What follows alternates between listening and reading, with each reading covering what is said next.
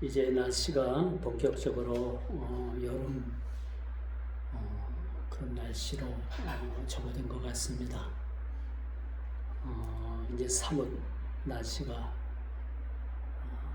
아주 우리 살갗을 매섭게 그렇게 파고드는 느낌을 받지 않을 수가 없어요. 지금 이제 장마철이고 또 장마가 약간 소강 상태가 됐죠. 그래서 장마 전선이 약간 북쪽으로 이렇게 올라갔는데 아마도 이달 내내 아마 장마비가 간간히 그렇게 내릴 것으로 봅니다. 그래도 꼭 다행스러운 것은 간간히 이렇게 비가 내려줘서 대지를 적수고 또 높았던 기온이 내려가서 또 한편의 그 소나기가 우리의 마음을 좀 시원하게 하지 않나 그런 생각을 가져보게 합니다. 벌써 7월하고도 둘째 주를 맞습니다. 7월 하면 생각나는 것이 1년의 반을 지나고 남은 반을 새로 시작하는 달이 7월이기도 하죠. 그래서 우리가 지내왔던 그런 6개월 또 앞으로 지내할 6개월의 그 분기점이 바로 7월이라고도 그렇게 말씀드릴 수가 있습니다. 아무쪼록 우리가 이 더운 여름날에 여러분 모두가 건강에 유의하시고 또 건강 때문에 고생하는 일이 없도록 여러분 모든 삶에 하나님의 건강에 또 영적으로나 육적으로나 그런 귀한 축복이 넘쳐나기를 주 이름으로 축원드리겠습니다. 오늘 이 본문 말씀을 살펴보면서 깨닫고 귀를 기울이는 것입니다 라는 말씀의 제목을 가지고서 피차의 은혜 받기를 원합니다. K반도체가 사상 초유의 수출 실적을 내면서 한국 경제와 증시를 이끌어가고 있습니다.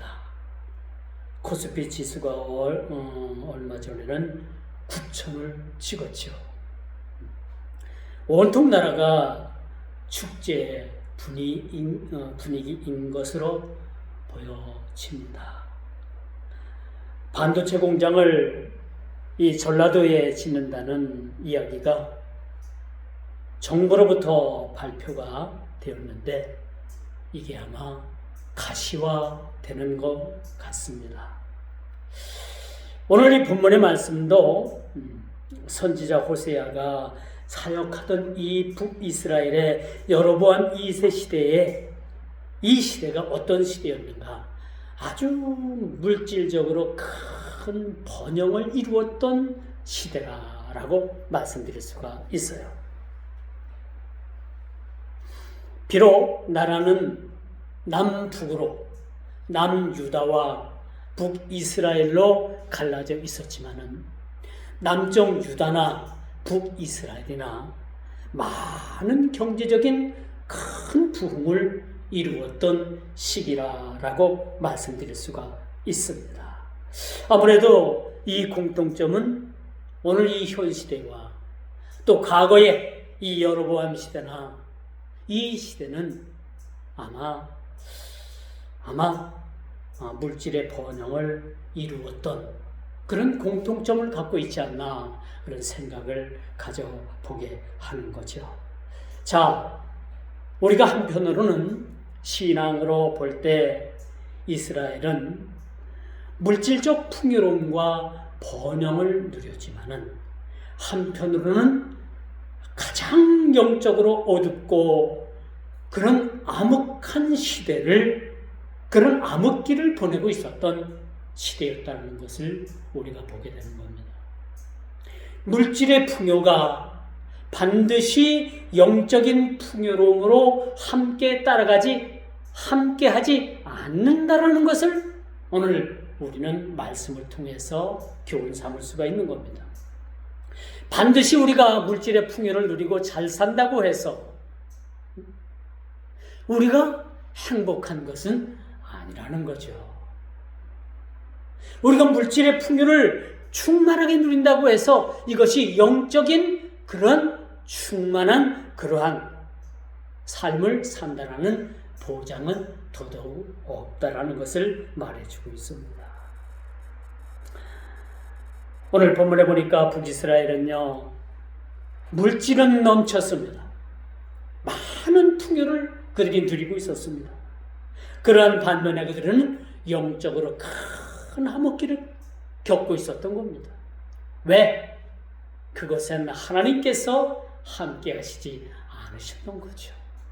그들이 물질의 풍요를 누릴 수 있었지만은 물질의 풍요로 인해 가지고 그들이 하나님을, 신앙을 잃어버렸다는 사실을 우리는 본문을 통해서 알 수 있는 것이죠.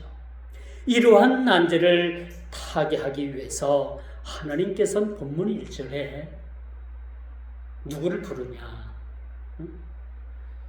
누구를 부르고 있습니까? 오늘 본문 1절에 보니까 이 문제를 해결하기 위해서 하나님께서 직접 제사장들을 부르고 계십니다. 그리고 두 번째 누굴 부르고 계시느냐? 이스라엘의 각 족속들, 각 족장들을 불러 모으고 계신다는 거죠.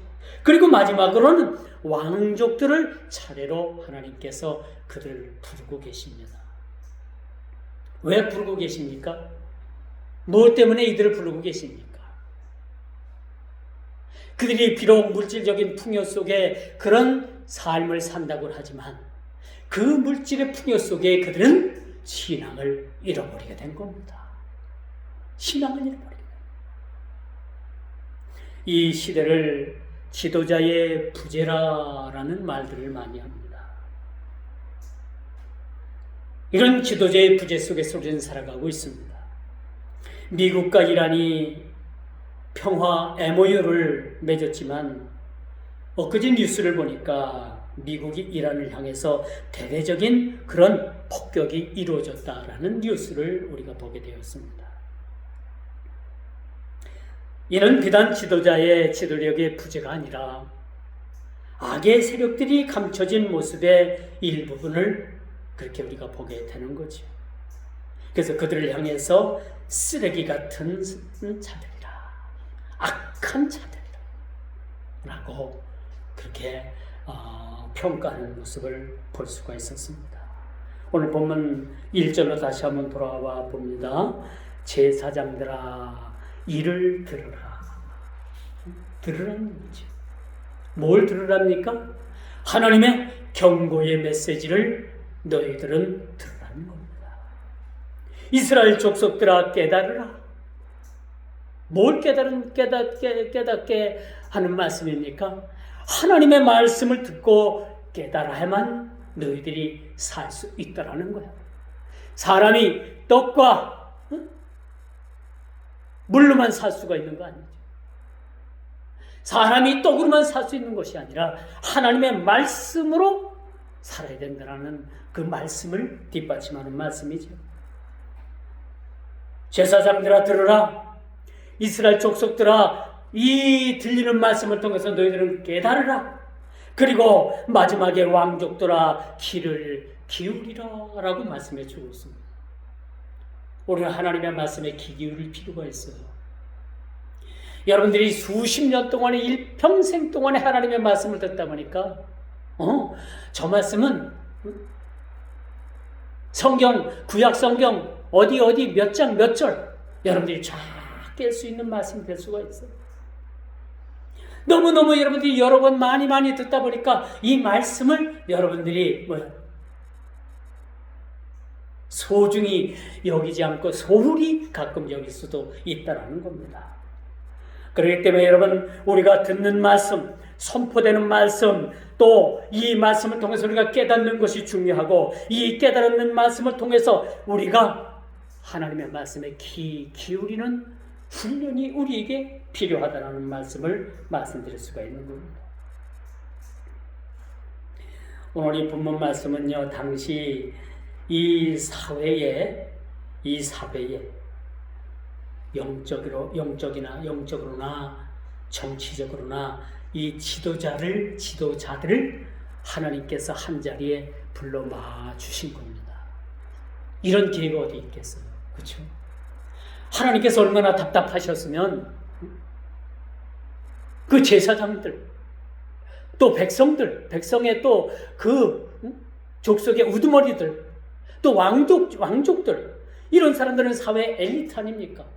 국가적 자원 아닙니까? 이런 자들을 한자리 모아놓고 하나님께서는 말씀하시는 거예요. 너희들이 이렇게 나아가면은 너희들은 이 나라가 결코 망하고 만다라는 그러한 경고의 말씀을 전하기 위해서 이 사회적인 세 부류를 하나님께서 부르셨다는 사실을 우리는 보게 됩니다. 그런데 요즘 이 시대는 이런 기회마저도 사라진 그런 모습인 듯해서 너무나도 아쉽습니다. 여러분, 나라가 어려우면 여야가 만나서, 그렇죠? 또 사회적인 그런 국가적인 그런 저명 인사들이, 또 학자들이, 또 지도자들이, 우리 교계의 지도자들이 만나가지고 이 어려운 문제들을 타개하기 위해서 머리를 맞대야 되는 것이 사실은 하나님의 축복인 거죠. 그런데 요즘은 어떻습니까? 전혀 그런 모습들이 보여지지 않고 있음을 우리가 보게 됩니다. 오늘날 우리는 물질적인 풍요를 누리는 반면에 아쉽게도 교회는 영적인 암흑기를 겪고 있는 것이 분명해 보이는 것은 왠지 저만의 그런 생각은 아닌지 그런 생각을 한번 해보게 합니다. 현 시점으로 볼 때 이제는 이념의 전쟁이 아니라 체제의 전쟁에 돌입해 있는 그런 우리의 모습을 우리가 보게 됩니다.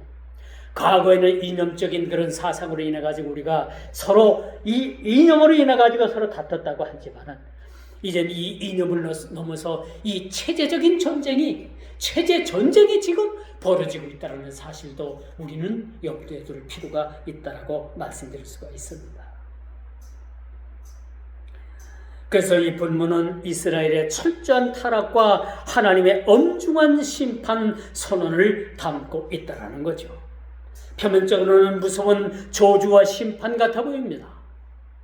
오늘 하시는 말씀, 우리가 잠깐 이 본문 1절부터 7절까지 읽었습니다만 여러분 이 말씀을 읽으면서 우리가 받는 이 말씀의 느낌은 어떤 느낌을 받고 있는 것 같아요?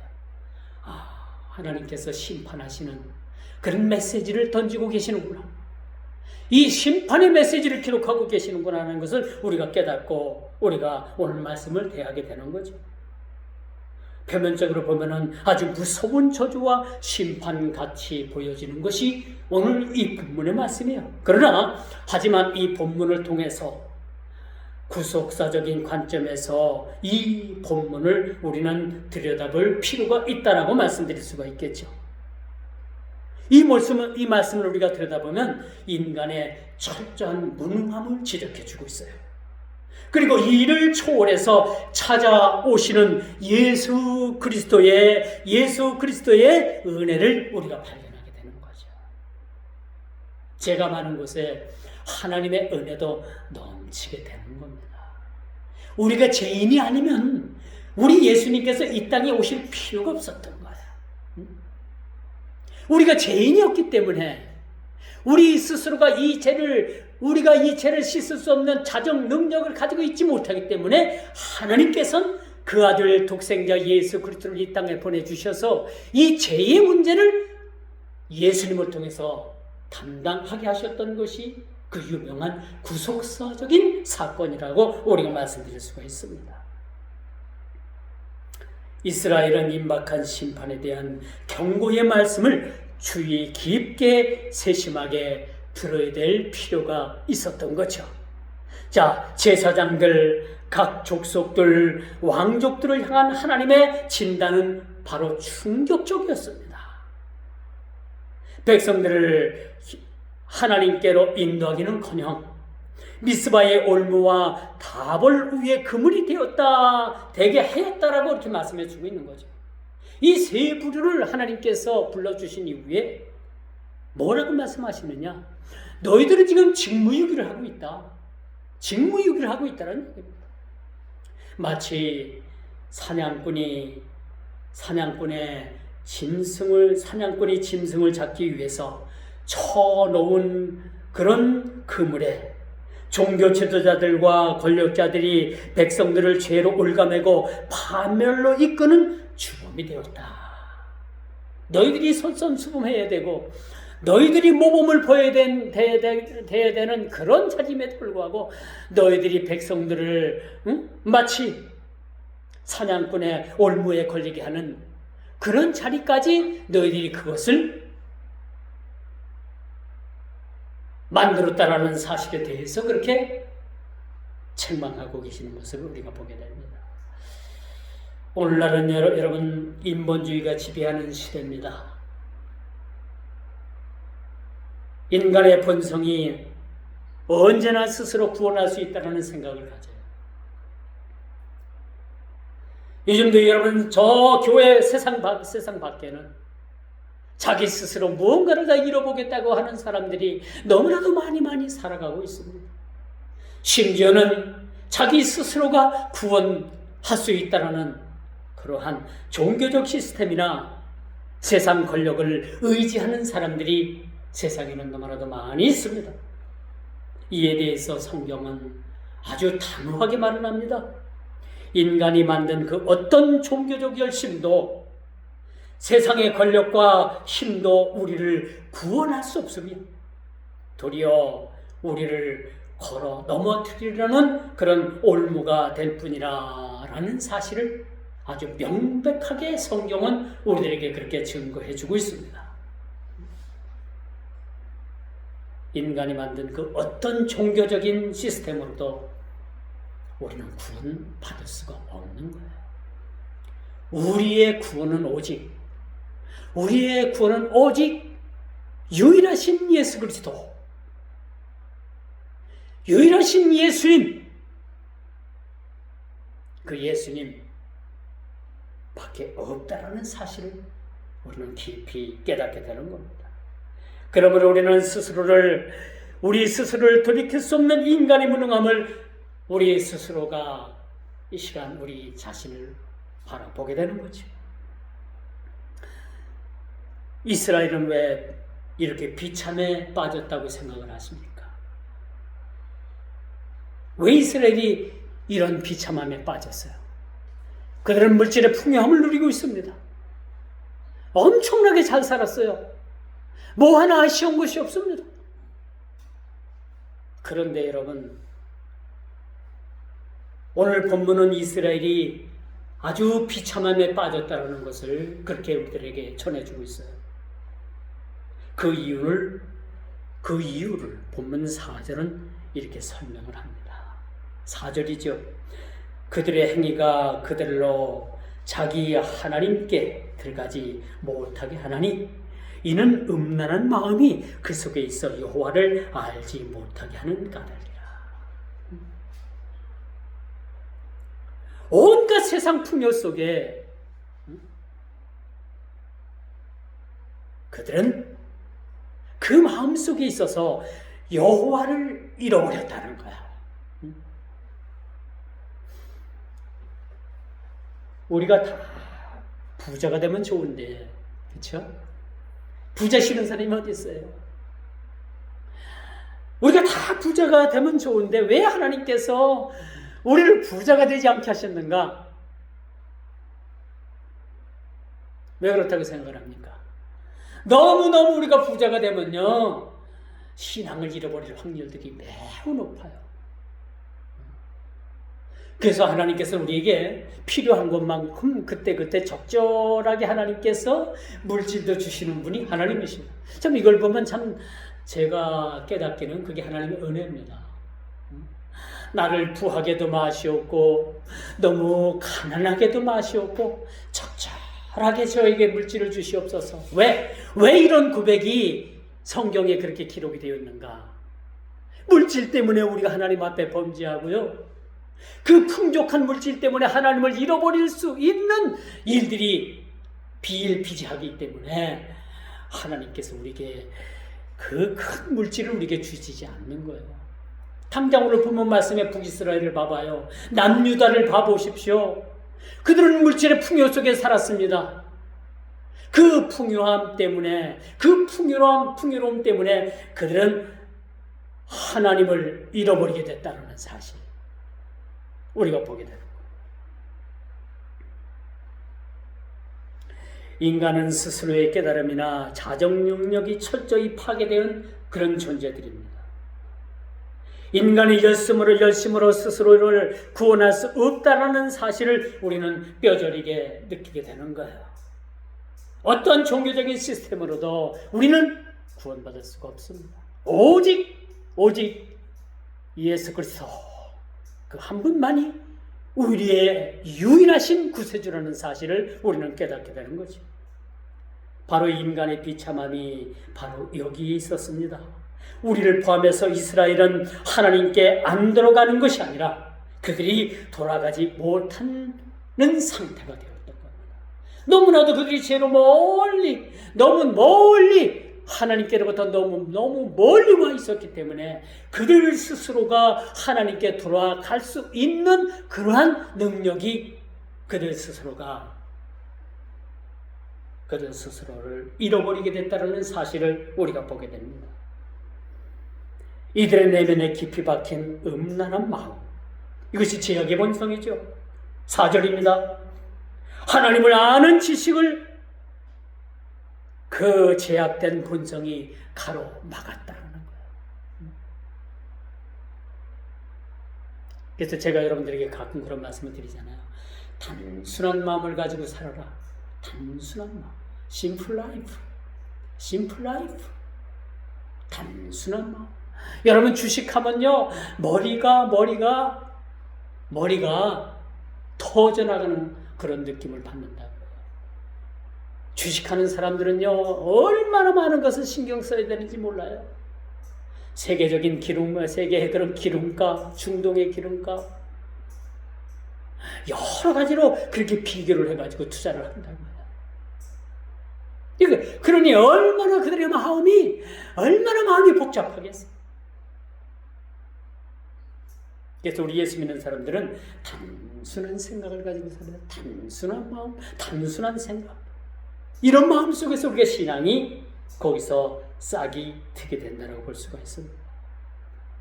북이스라엘 백성들이 왜 돌아오고 싶어도 자기들 스스로가 돌아오지 못했을까요? 제약된 본성 때문에 그렇습니다. 온갖 하나님을 아는 지식을 세상에 그러한 어떻게 하면 잘 살까? 어떻게 하면 주식에서 대박을 터뜨릴까? 그런 생각, 온갖 그런 생각 때문에 하나님을 아는 지식을 잃어버렸다는 거예요.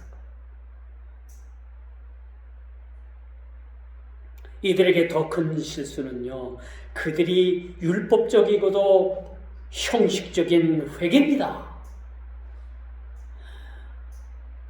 여러분, 하나님 앞에 죄를 지면 참 그 죄를 우리가 탕감받기 위해서 회개라는 것을 해야 되는데, 회개가 참 쉬운 게 아니에요. 죄 짓고 회개하면 되지, 밥 먹듯이 그런 얘기를 하는 분들을 우리가 가끔 보게 되는데 절대 그렇지 않습니다. 죄를 짓는 것도 문제지만 이 죄를 돌이키고 통회하고 자복하는 심령을 주시는 분도 내가 아니라 하나님께서 주셔야지만이 통회하고 자복할 수가 있는 거예요. 저렇게 뻔뻔한 죄를 짓고도 회개하지 않는 사람들을 보면요, 하나님께서 그 마음속에 회개하고 통회하는 심령을 주시지 않기 때문에 그런 거예요. 끝끝내 하나님께서 통회하고 자복하는 심령을 그 심령 속에 주시지 않는다면 모르긴 몰라도 그 사람은 그 죄로부터 자유로울 수가 없습니다. 회개할 수가 없는 거예요. 회개하면 되지, 그게 쉽게 간단하게 우리가 이루어진 문제가 아니라는 얘기예요. 우리가 죄를 짓는 것도 힘들지만, 쉽게 죄를 짓지만 우리가 죄를 회개하는 것도 그것만큼 더더욱 어려운 일들이 얼마나 많은지 몰라요.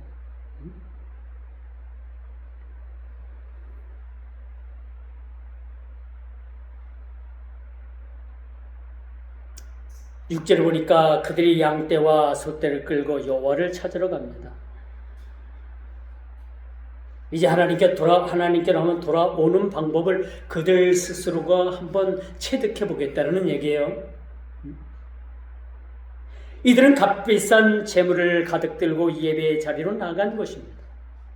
그러나 하나님은 어떤 태도로 오늘 일관하고 계십니까? 하나님께서는 그들을 만나 주시지 않았다는 거예요. 6절 말씀 보면 참 비참함이 그지없어요. 이스라엘이 온갖 예물을 가지고 이제 우리가 하나님께로 돌아가 보겠다라고 하나님께로 왔는데, 주님께로 왔는데 주님께서는 그들을 외면하고 계시는 거예요. 애써 외면하고 계십니다. 그리고 그들을 만나 주시지 않고 그들을 물리셨다라고 그렇게 기록을 하고 있는 거예요. 인간의 비참함이 여기서 오는 거예요. 우리가 하나님을 만나려고 온갖 예물을 가지고 주님 앞에 나왔는데 주님께서는 우리를 외면하신다. 그 이유가 뭘까? 왜 우리를 외면하실까? 외면받은, 무시당한 우리의 마음이 어떠했겠습니까? 우리 마음이 어떻겠어요? 비참하죠. 비참한 거. 이는 인간의 비참함을 또 한 번 경험하게 하는 대목이죠. 죄에 대한 진정한 통회나 상함, 심령 없이, 제가 좀 전에 말씀드렸던 쉽게 회개했다고 하는 그런 이야기들.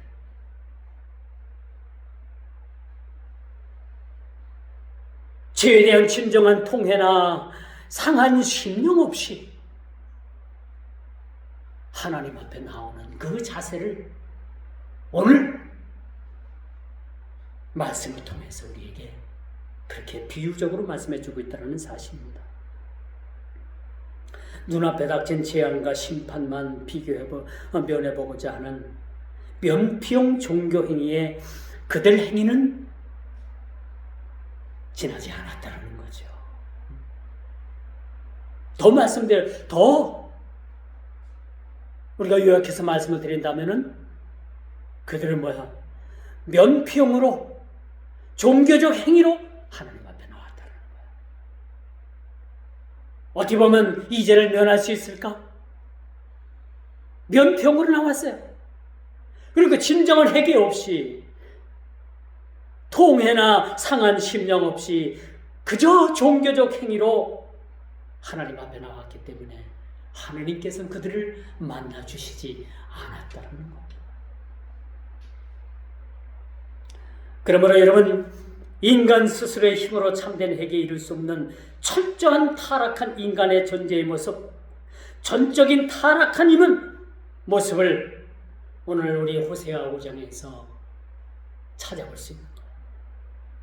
철저하게 죄로부터 그렇게 타락한 인간의 모습을 우리는 보게 되는 것입니다.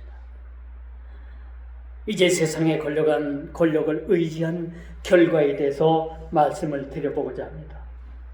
세상을, 하나님을 잃어버린 이스라엘은 위기 앞에서 여호와 하나님이 아닌, 이쯤 되면 여러분들이 깨닫고 이스라엘이 행해야 될 일들이 뭔가 통회하고 자복하는 겁니다. 상한 심령으로 주님 앞에 나오는 겁니다.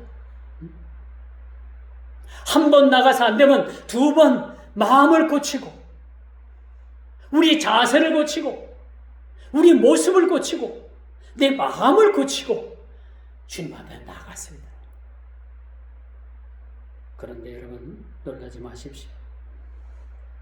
이런 위기 앞에서 이스라엘은 이젠 더 이상 하나님, 여호와 하나님 앞에 나가는 것이 아니라 당대의 최고의 패권국이었던 아수르 제국 야렙 왕에게 나가서 구원을 요청하는 모습을 우리가 보게 됩니다. 참 놀랍죠? 근데 대다수의 많은 사람들이 이러한 세상 권력을 선택한다. 결정적일 때, 결정적일 때 하나님 앞에 나와 하나님 앞에 무릎 꿇고 하나님 앞에 자복하는 것이 아니라 결정적일 때 하나님을 찾는 것이 아니라 세상 권력을 찾는 것이 인지상정이라는 것을 우리가 보게 되는 거죠. 많은 사람들이 그렇습니다. 13절에 바로 그런 얘기를 하고 있는 거예요. 13절 얘기가 어떤 얘기입니까? 이스라엘은 사신 하나님께 다시 나가는 것이 아니라 그들이 당대의 최고의 패권국이었던 아수르 제국을 향해서 구원을 요청하고 있는 모습을 우리가 보게 됩니다. 인간이 가장 많이 하는 실수 중에 하나가 결정적일 때 하나님을 의지하기보다는 그래도 내 경험, 그래도 내 주위에 있는 그런 많은 나를 도울 수 있는 그런 자들을 먼저 의지하더라는 얘기예요.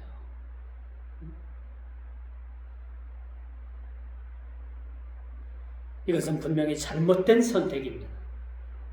결정적인 것은 세상은 우리의 제약된 영혼을 치유할 수가 없는 거예요.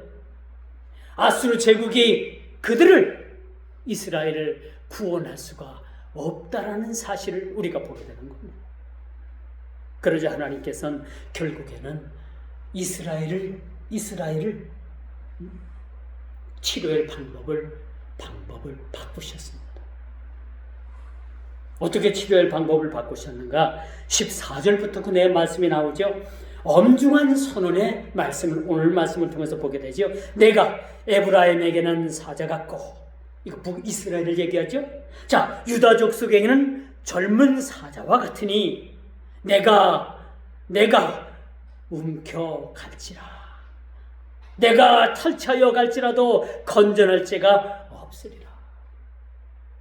하나님께서는 무서운 경고의 말씀으로 하나님께서는 친히 사자가 돼서 북이스라엘을 남유다를 사로잡아 가겠다는 거예요.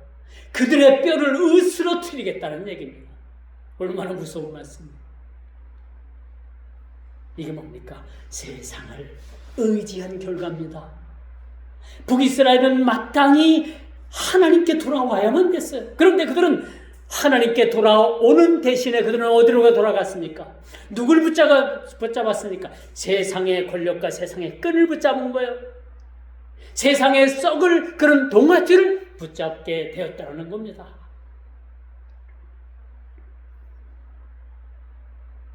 오늘 14절을 직역하면 이렇습니다. 나 곧 내가 심판의 주체가 여호와심을 강조하는 내용이에요. 봐라, 내가 여호와다. 이 말씀을 원문에서 보니까요, 나라라는 하나님을 지칭하는 자기 스스로의 지칭하는 그 말씀이 6번이나 그렇게 나오게 돼요. 원문에는. 하나님께서는 이방 민족을 통해서라도 심판하시는 분은 여호와 하나님이심을 하나님께서 그렇게 말씀해 주고 있는 거예요. 결국은 어떻습니까? 결국은 북이스라엘은 그렇게 의지했던 아수르에 의해서 BC 722년에 나라가 멸망하고 만다는 사실을 우리가 보게 돼요. 이사야서 31장 4절에 보니까 여기에도 평행구절이에요. 오늘 본문과 평행구절입니다. 사자가 먹이를 움켜가는 것처럼 여호와께서 이같이 내게 이르시되 큰 사자나 젊은 사자가 자기의 먹이를 움키고 으르렁거릴 때에 그것을 치려고 여러 목자를 불러왔다 할지라도 그것이 그들의 소리로 말미암아 놀라지 아니할 것이요. 이사야서 31장 4절에 그렇게 또한 말씀해 주고 있습니다. 근데 여러분, 역사의 기록은 심판의 도구인 아수르는 사마리아를 정복하게 됩니다. 이스라엘이 의지했던 그 아수르에 의해서 북이스라엘은 멸망을 받고 마는 거예요. 더 심각한 것은 오늘 이 본문의 저자인 호세아 선지자도 함께 잡혀갔다라는 사실입니다. 오늘 선지자도 예외가 없었어요. 이도 함께 잡혀갔다라고 열왕기하 17장 4절에서 5절의 말씀에 보니까 오늘 본문의 사건이 똑같은 말씀으로 기록되어 있는 말씀이 바로 역대기에 그렇게 기록이 되어 있습니다. 유다 역시 바벨론의 느부갓네살에 의해서 침략을 당합니다. 여호와 하나님께서는 백성들에게 사자처럼 임하셔서 그들을 찢으시겠다라고 그렇게 경고의 말씀을 날리셨습니다. 참 잔인해 보이기까지 하는 이 말씀, 하나님 너무 잔인하신 거 아니야? 너무 잔인하실 수 있다라고 그렇게 우리가 말할 수도 있습니다. 이것이 바로 하나님의 거룩한 구속사적인 열심입니다. 하나님은 사자가 되어서라도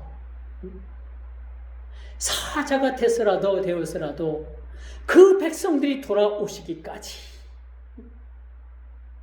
하나님은 그 자기의 백성이 세상과 우상과 우명하며 파멸로 치닫는 것을 그냥 놔두고 보시지 않기 위해서, 돌이키기 위해서 그 사자의 찢김같이, 사자가 찢음같이 바로 독생자 예수 그리스도를 십자가에서 그렇게 찢으셨다는 사실을,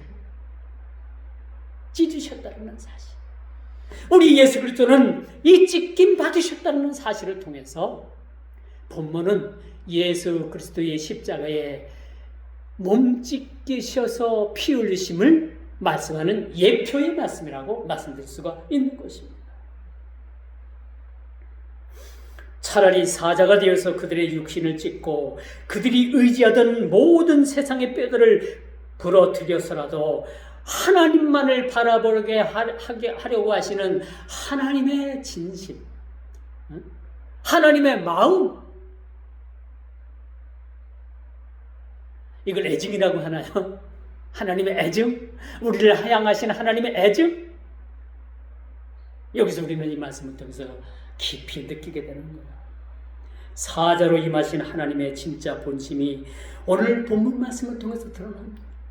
사자가 되어서라도 그 빗나가고 어긋난 먼 길로 간 그 사랑하는 백성들을 다시 제자리로 돌려놓기 위해서 사자가 되어서 이제 그들이 죄를 뉘우치고 내 얼굴을 구하기까지 내가 내 곳으로 돌아가리라. 그들이 고난받을 때 나를 간절히 구하리라 라는 말씀을, 메시지를 남기고 하나님께서는 그 이후부터 침묵을 하고 계시는 하나님이심을 우리가 보게 됩니다. 하나님의 침묵을 우리는 암흑기라고 그렇게 시대적인 그런 구별로 그렇게 구별을 하게 됩니다.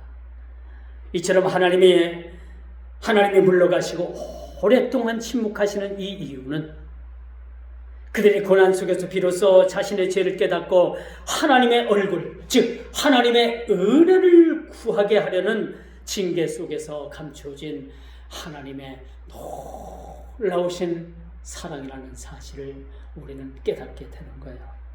자, 백성들은 여호와의 언약을 신실하게 지킴으로써 그의 자녀가 되었다라고 출애굽기 19장 5절 6절에 그렇게 말씀합니다. 이게 하나님의 언약이 그 백성들을 향한 하나님의 약속이었습니다.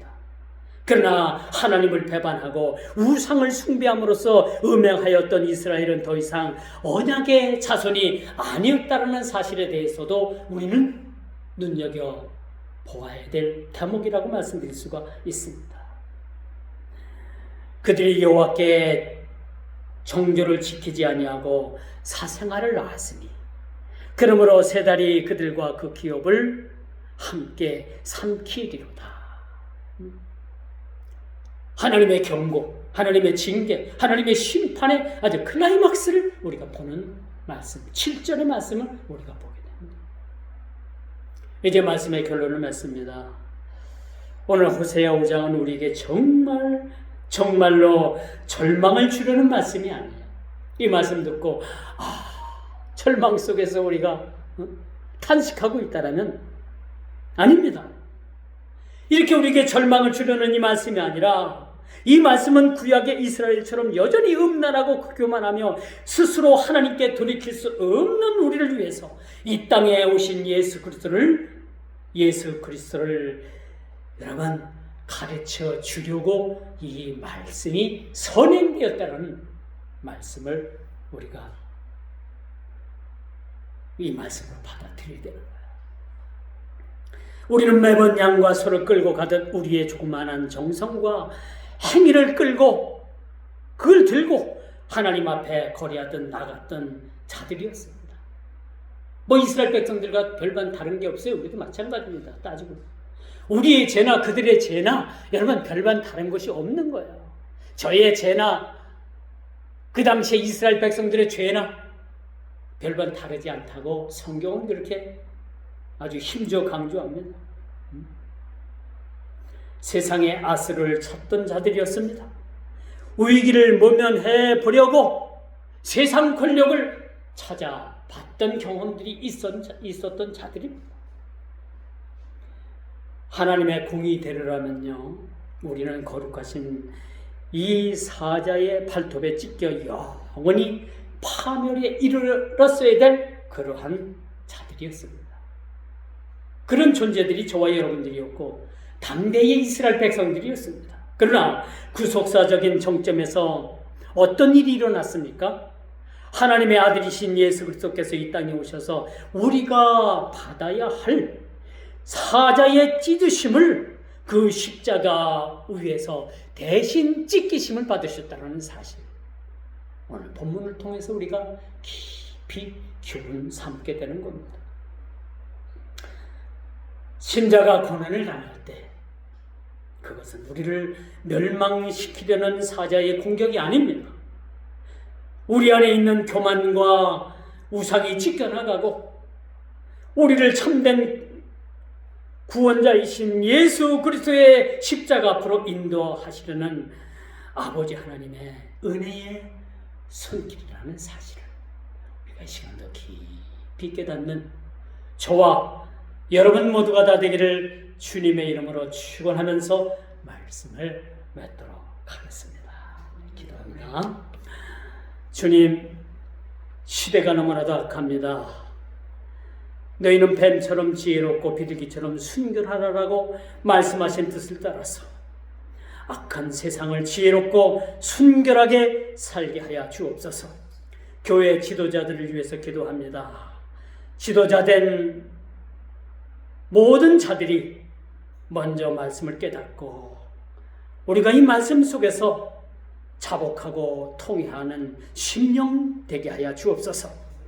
하나님의 공법이 오직 정의를 물같이 공의를 마르지 않는 샘같이 흐르게 하는 나라가 되게 하여 주옵소서. 예수님의 이름으로 간절히 기도드리옵나이다. 아멘.